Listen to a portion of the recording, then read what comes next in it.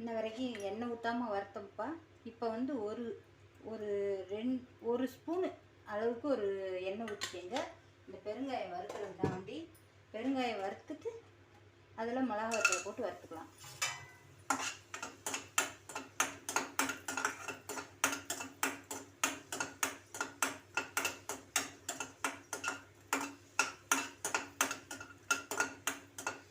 பெருங்காயத்தை வறுத்து எடுத்துட்டு பாருங்க, பெருங்காயத்தை வறுத்து எடுத்துட்டேன். அதிலே மிளகாத்தூள் போட போகிறேன். மிளகாவத்தை ஒரு 20 மிளகாவத்தை எங்களுக்கு காரத்துக்கு தகுந்த மாதிரி நான் எடுத்துருக்கேன். உங்களுக்கு எவ்வளோ காரத்துக்கு தேவையோ அந்த மாதிரி எடுத்துக்கோங்க.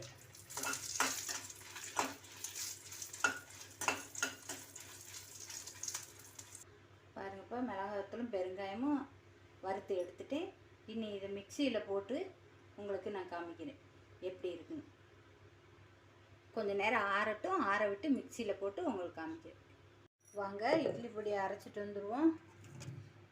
பெருங்காயம் மிளகா வத்தலையும் முன்னாடி அரைச்சிடுவோம். அப்புறம் பருப்பு எல்லாத்தையும் போட்டு அரைச்சிக்கலாம். வாங்க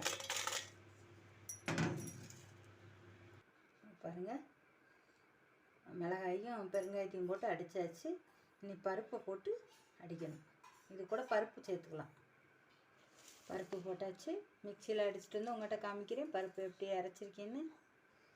பாருங்கள் எப்படி அரைச்சிருக்குன்னு. கொஞ்சம் நரன்னு அரைக்கணுங்க.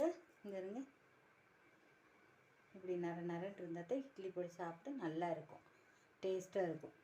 நாங்கள் குறைய அரைச்சிட்டு உங்களுக்கு ஃபுல்லாக காமிக்கிறேன். உப்பு போட்டுக்கோங்க. நான் உப்பு போடலை, இப்போ போடுறேன். 2க்கு சேர்த்து உப்பு போட்டுறேன். உப்பை போட்டு நான் கலந்து அள்ளி வச்சுருவேன். நீங்களும் உங்களுக்கு எவ்வளோ உப்பு தேவையோ அதுக்கு தகுந்த மாதிரி போட்டுக்கோங்க. வீடியோவில் என்னால் அவ்வளோதான் போட முடிஞ்சிச்சு.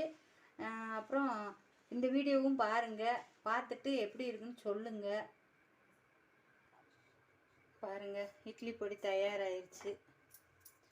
நல்லா பாருங்கள், இட்லி பொடி எப்படி இருக்குன்னு சொல்லுங்கள். எங்கள் வீட்டில் நாங்கள் இப்படி தான் அரைப்போம். உங்கள் வீட்டில் எப்படி அரைப்பீங்கன்னு எங்களுக்கு கமெண்ட் பண்ணுங்கள். இது எங்களுக்கு ஒரு 3 மாதம் 4 மாதத்துக்கு கூட வரும், கெட்டு போகாது, நல்லா இருக்கும். இதே எங்கள் வீட்டில் இட்லி பொடி. உங்கள் வீட்டில் எப்படி அரைப்பீங்கன்னு சொல்லுங்கள். இட்லி பொடி அரைச்சி வீடே கமன்னு மணக்குதுமா, அருமையாக.